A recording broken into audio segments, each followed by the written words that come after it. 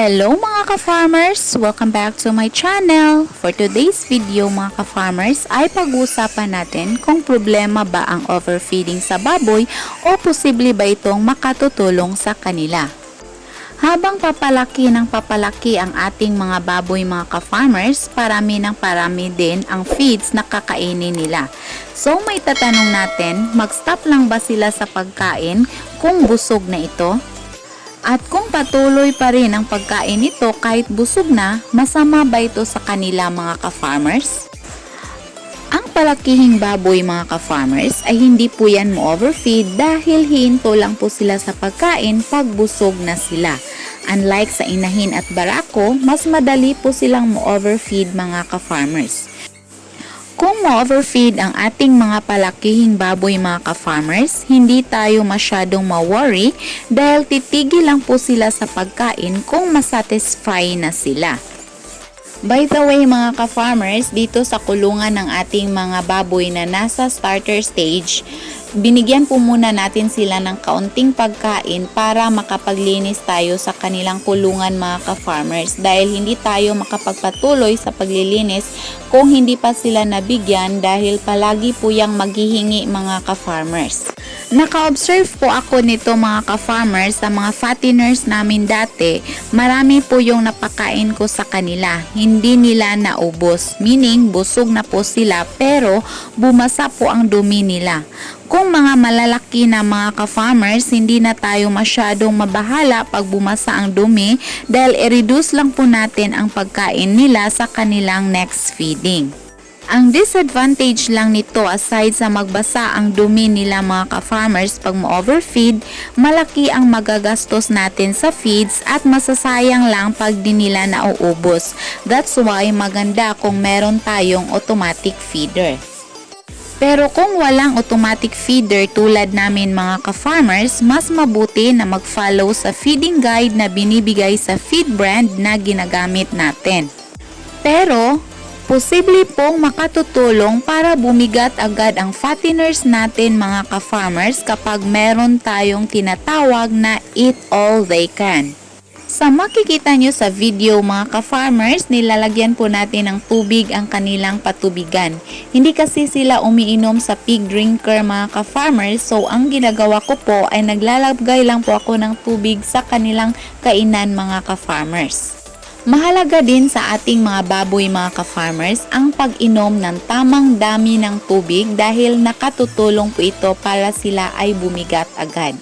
Sa sitwasyon naman ng mga inahin at barako mga ka-farmers, sa inahin, pag ma-overfeed natin sila, makikita natin ito na masyado silang tumataba o lumalaki at isa ito sa rason na mahihirapan silang magbuntis. Mahirap pong mabuntis ang inahin na sobrang mataba mga ka-farmers kaya kontrolado po dapat ang feeding natin sa inahin. Kung buntis naman ang inahin at mataba ito, posible din na kaunti lang ang biik na maianak niya.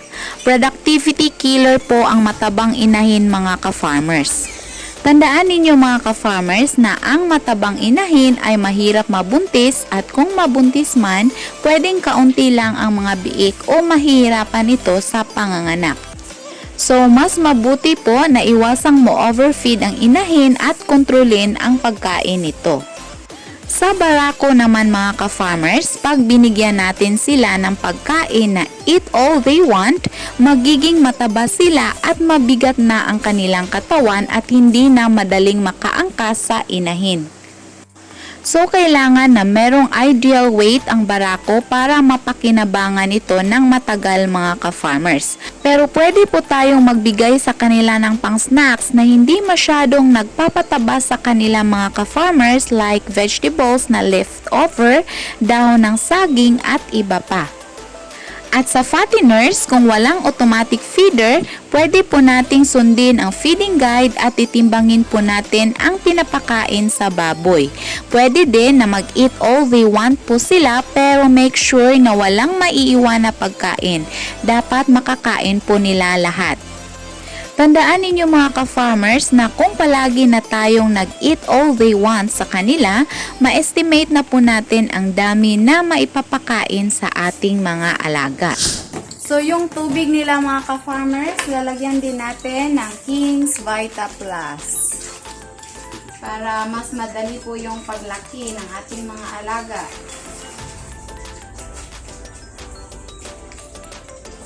So, pang daily maintenance nila ang King's Vita Plus mga ka-farmers. Hindi po natin pinupuno ang container mga ka-farmers para palagi po nating mapalitan yung tubig at para concentrated po yung vitamins na nilagay natin mga ka-farmers. So, yun po ang dapat ninyong tandaan mga ka-farmers. Mas mabuti po na mag-eat all they want ang mga fatteners natin para bumigat ng madali. Pero kung inahin at barako, iwasan po natin ang pagpapataba sa kanila para magiging productive po sila. Yun lamang po mga ka-farmers ang may share ko for today's video. Huwag nyo lamang pong kalimutan na mag-subscribe at i-click ang notification bell para kayo po ay palaging updated sa ating mga bagong farming videos na i-upload. Huwag nyo din pong kalimutan na mag-like, comment at share para malaman din na iba nating mga ka-farmers. Ating tandaan na tayong mga farmers ay dapat madiskarte at masipag upang magtagumpay sa ating negosyo. Sa kapoko po kababaihan, hindi po hadlang ang kasarian natin para gawin ang mag-farming. Layunin ko po na i-encourage kayo na mag-alaga ng kahit na anumang hayop na pwedeng mapagkitaan. Maraming salamat po. God bless. Happy farming. Bye-bye.